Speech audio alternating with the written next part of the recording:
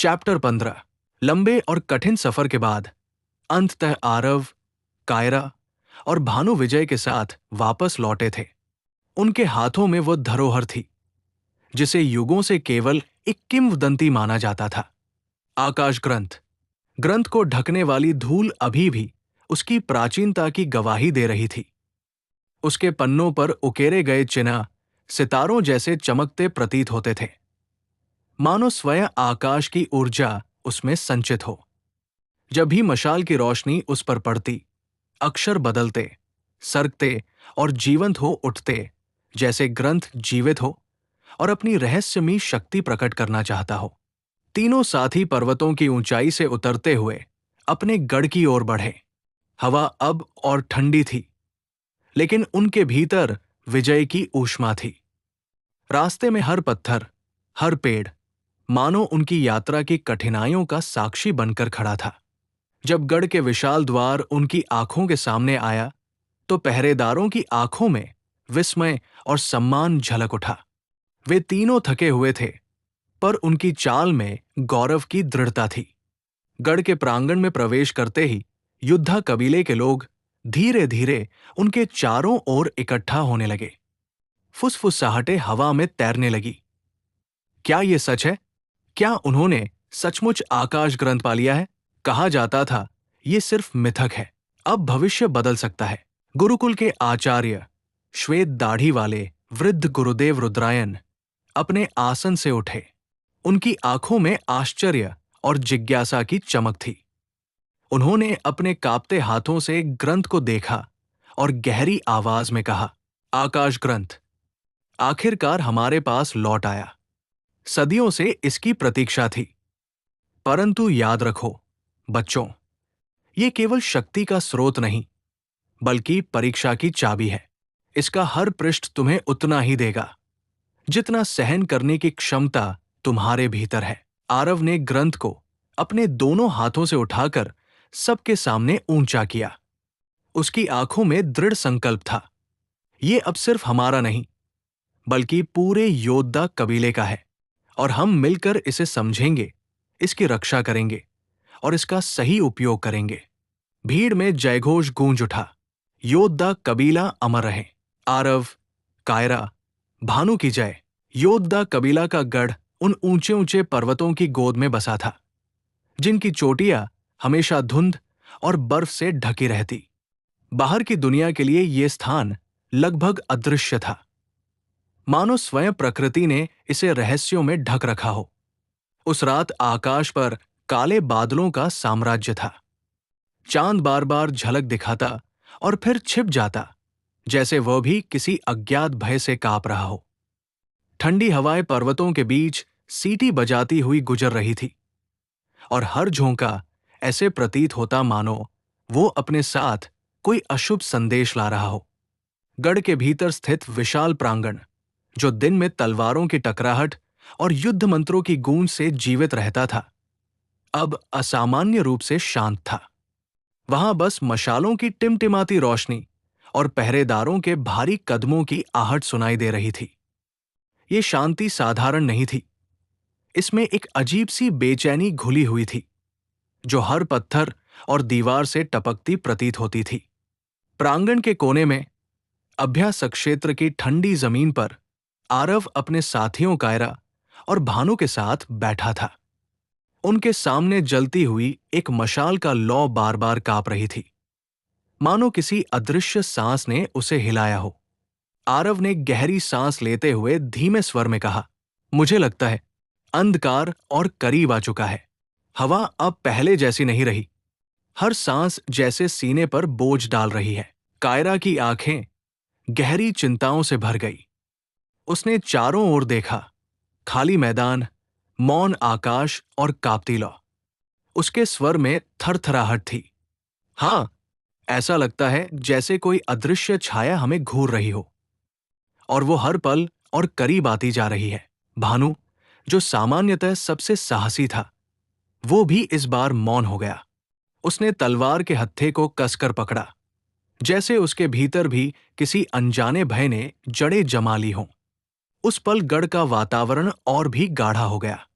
कहीं दूर उल्लू की भयावह आवाज गूंजी और फिर सब कुछ फिर से मौन हो गया। ऐसा मौन जिसमें आने वाले तूफान की आहट छिपी हो। गढ़ के अंदर, जहां प्रांगण में उत्सव और जयघोष गूंज रहा था, वहीं दूसरी ओर एक अंधेरा, गलियारा मौन और भय से भरा पड़ा था।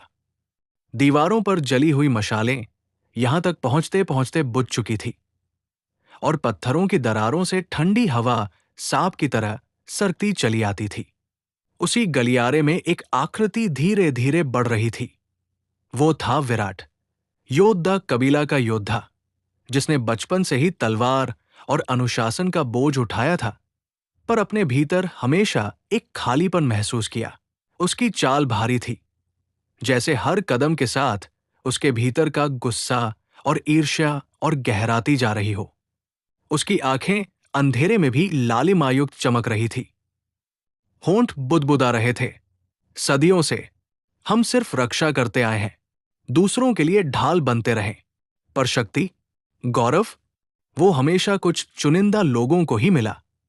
और अब आरव, एक नया लड़का, और उसे मिराई का चुना हुआ घोषित कर दिया गया। क्यों? आखिर मैं क्यों नहीं? उसकी मुट्ठियां कांप उठीं। उसकी नब्ज मानो फटने को थी। तभी दीवारों पर बहती छाया अचानक हिली। अंधेरे से एक फुसफुसाती हुई आवाज गूंजी, जो किसी सांप की सरसराहट जैसी थी। यदि शक्ति चाहिए तो हम तुम्हें दे सकते हैं। विराट ठिठक गया। उसका गला सूख गया। धीरे धीरे अंधेरे से 3 आकृतियां प्रकट हुई। वे केल के दूत थे, काले वस्त्रों में लिपटे, चेहरे पर कोई मानवीय भाव नहीं, बस आंखों में जलती हुई आग जैसी लाल चमक। उनके कदम जमीन को छूते भी नहीं थे, मानो वे परछाइयों में तैर रहे हों। एक ने विराट के सामने हाथ फैलाया। उसकी उंगलियों से धुएं जैसी काली लपटें निकल रही थी। उसका स्वर गहरा और सम्मोहक था। हमें रास्ता दिखा दो, योद्धा कबीला के द्वार हमारे लिए खोल दो। बदले में तुम्हें वो शक्ति मिलेगी जिसका तुमने केवल सपना देखा है, ऐसी शक्ति जिससे तुम स्वयं देवताओं को चुनौती दे सको। विराट की सांसें तेज हो गई। उसका दिल जोरों से धड़कने लगा। उसके भीतर एक युद्ध छिड़ गया था। एक और बचपन की शपथ, अपने गुरुओं और भाइयों के प्रति वफादारी, और दूसरी ओर जलन जो उसे लगातार कचोट रही थी। उसने अपनी आंखें बंद की। कबीला की स्मृतियां, मासूम साथियों की हंसी, अभ्यास क्षेत्र की यादें, सब एक पल को सामने आए। लेकिन अगले ही क्षण उस सब पर ईर्ष्या की काली चादर गिर गई। उसने धीरे से सिर झुका दिया। होठों से टूटा हुआ स्वर निकला, ठीक है। दूतों की आंखों में दहकती हुई लाल चमक और भड़क उठी, मानो अंधकार ने उसी क्षण विराट की आत्मा को निगल लिया हो। रात गहरी और स्थिर थी। गढ़ के ऊपर मंडराते बादल चांद की रोशनी को निगल चुके थे और पर्वतों की चोटियां मानो किसी अज्ञात षड्यंत्र की गवाह बनकर खामोश खड़ी थी। विराट दबे पांव चलता हुआ पहाड़ की तहों में छिपे उस स्थान तक पहुंचा जहां एक काई से ढका हुआ विशाल पत्थर खड़ा था। ये वही स्थान था जिसके बारे में केवल चुने हुए रक्षक ही जानते थे। गुप्त मार्ग, जो योद्धा कबीला की सुरक्षा का अंतिम रहस्य माना जाता था। इस मार्ग से होकर कोई भी सीधे गढ़ के भीतरी आंगन तक पहुंच सकता था। विराट की आंखों में अपराध बोध और जलन एक साथ तैर रहे थे। उसने गहरी सांस ली और फिर पत्थर पर हाथ रखकर उसे सरकाया। पत्थर चरमराया और उसके पीछे एक अंधेरा, संकरा रास्ता खुल गया। रास्ते से ठंडी, सीलन भरी हवा का झोंका आया, मानो स्वयं अंधकार उनकी प्रतीक्षा कर रहा हो। अंधेरे से निकलकर केल के सैनिक सामने आए। वे साधारण योद्धा नहीं थे। उनकी कवच काले धातु से बनी थी, जिस पर अजीब सी लाल रून चमक रही थी। उनके कदमों से जमीन कांप रही थी और उनकी आंखों में केवल रक्त की प्यास जल रही थी। उनके नेता ने विराट को देखते हुए धीमे स्वर में कहा, तुमने द्वार खोल दिए। अब योद्धा कबीला का पतन निश्चित है। एक अन्य सैनिक ने फुसफुसाते हुए हंसी दबाई, अब कोई हमें रोक नहीं पाएगा। ये गढ़ आज रात राख में बदल जाएगा। विराट का गला सूख गया। उसने एक क्षण के लिए भीतर झांका। वहां वही गलियारे थे, वही प्रांगण, वही साथी जिन्हें वो कभी अपना परिवार मानता था। पर उसकी नजरें तुरंत लाल रूनों की चमक और सैनिकों की भयावह आभा में खो गई। उसके भीतर से एक ठंडी फुसफुसाहट उठी। अब मैं अदृश्य नहीं रहूंगा। अब पूरी दुनिया मेरा नाम जानेगी। केल के सैनिक अंधेरे मार्ग में कदम रखकर आगे बढ़ने लगे। हर कदम के साथ अंधकार और गाढ़ा हो रहा था, मानो स्वयं छायाएं उनका स्वागत कर रही हों। और गढ़ की दीवारों के उस पार आरव और उसके साथी अभी तक आने वाले तूफान से अनजान थे। सुबह का सूरज अभी पर्वतों के पीछे छिपा था। गढ़ के भीतर हल्की सुनहरी रोशनी दीवारों से टकराकर धीरे धीरे फैल रही थी। हवा शांत थी, पर उस शांति में एक अनजाना बोझ छिपा हुआ था, मानो प्रकृति स्वयं अपनी सांस रोके किसी आने वाले तूफान की प्रतीक्षा कर रही हो। आरव साधना गृह के प्रांगण में पद्मासन लगाकर ध्यान में बैठा था। उसके चारों ओर हल्की हवा घूम रही थी, पर उसके भीतर का मन अस्थिर था। अचानक उसके सामने रखा मिराई दंड हल्की सी नीली आभा से चमकने लगा। उसकी लपटें स्थिर नहीं थी, बल्कि कांप रही थी, जैसे वो स्वयं भयभीत हो और आरव को चेतावनी दे रही हो। आरव ने आंखें खोली। उसकी भौहें सिकुड़ गई। वो उठकर सीधे अपने गुरु सोमेश्वर के पास पहुंचा, जिनकी आंखें सदैव शांत पर गहरी थी। गुरुजी, आरव ने दृढ़ लेकिन बेचैन स्वर में कहा, कुछ गलत है। लगता है दुश्मन अब बहुत पास आ चुका है। यहां की हवा भी भारी हो गई है और मिराई दंड ऐसा व्यवहार कर रहा है जैसे वो मुझे चेतावनी दे रहा हो। सोमेश्वर ने ध्यानपूर्वक आरव की ओर देखा। उनकी आंखों में क्षण भर के लिए गंभीरता की छाया उभरी। उन्होंने धीमे स्वर में कहा, शायद तुम्हारा मन तुम्हें भविष्य की झलक दिखा रहा है। आरव, सतर्क रहो। कभी कभी ब्रह्मांड अपने चुने हुए को संकेत देता है। आरव ने सिर झुकाया, लेकिन उसके भीतर बेचैनी और भी गहरी हो गई। उसके कानों को हर आहट, हर कदम असामान्य लगने लगा। गढ़ का विशाल प्रांगण बाहर से वैसा ही दिख रहा था। शिष्य अभ्यास कर रहे थे, पहरेदार अपनी चौकसी कर रहे थे और साधारण जीवन चलता प्रतीत हो रहा था।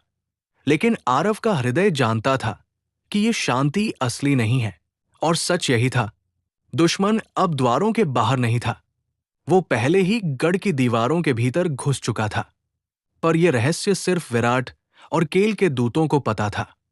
बाकी सभी अब भी उस धोखे की छाया से अनजान थे। रात गहराई तक उतर चुकी थी। गढ़ की दीवारों पर लगी मशालें थक चुकी थी। उनकी लौ अब छोटी और कांपती हुई प्रतीत हो रही थी। पहरेदारों की आंखें नींद से भारी थी। कई अपने भालों पर झुके झुके पहरा दे रहे थे, मानो पूरा किला एक गहरी परछाइयों से भरी नींद में डूब गया हो। इसी मौन को चीरते हुए विराट एक बार फिर उसी प्राचीन शिला के सामने पहुंचा। उसके माथे पर पसीना था, पर उसकी आंखों में अब पछतावा नहीं, सिर्फ ठंडी दृढ़ता थी। धीरे से उसने पत्थर को सरकाया। पत्थर चरमराते हुए हट गया और भीतर से गहरे अंधकार का एक मुंह खुल गया। गुप्त मार्ग। उस मार्ग से एक एक करके काले धुएं जैसी परछाइयां बाहर निकलने लगी। वे सैनिक नहीं, बल्कि जीवित अंधकार के अवतार लग रहे थे। उनके शरीर काले कवच में लिपटे थे, जिस पर लाल रून हल्की हल्की धड़क रही थी, जैसे हर धड़कन किसी दानवी हृदय की धड़कन हो। उनकी तलवारें मंद रोशनी में चमक रही थी, किंतु उस चमक में गर्माहट नहीं, बल्कि मृत्यु की ठंडक थी। उनके चेहरे पर कोई मानवीय लक्षण नहीं थे, बस कठोर धातुनकाब, जिनके भीतर से केल की परछाई झलकती थी। उनकी आंखें अंगारों की तरह लाल थी, और हर बार जब वे सांस छोड़ते, उनके मुख से धुएं की पतली धार निकलती। विराट दीवार से सटा खड़ा रहा। उसकी सांसें भारी हो गई थी। उसके कानों में केवल एक आवाज गूंज रही थी, अब तुमने अपना रास्ता चुन लिया है। धीरे धीरे वो भयावह सेना गढ़ के भीतर सरकने लगी। उनके कदमों की आहट नहीं थी, मानो वे छायाएं हों जो जमीन पर नहीं बल्कि हवा में तैर रही हों। और फिर वे पहुंचे उस स्थान पर, गढ़ का सबसे पवित्र स्थल, जहां आकाश ग्रंथ को रखा गया था। वहां तक पहुंचते ही हवा अचानक ठंडी हो गई। दीवारों पर बनी प्राचीन नक्काशियां कांपने लगी, जैसे स्वयं पत्थर इस अपवित्र उपस्थिति को अस्वीकार कर रहे हों। मशालों की लौ एक एक कर बुझ गई। पवित्र स्थल, जो दिन में शांति और प्रकाश से भरा रहता था, अब घुटन और अंधकार से भर चुका था। वह स्थान, जो युगों से कबीला की शक्ति और आशा का प्रतीक था, अब केल की छाया से अपवित्र हो गया था। आरव गहरी नींद में था जब अचानक उसकी रीढ़ में एक ठंडी लहर दौड़ गई। उसका शरीर कांप उठा, मानो किसी अदृश्य हाथ ने उसके सीने पर बर्फ रख दी हो। उसने आंखें खोली। कमरा अंधकार में डूबा था।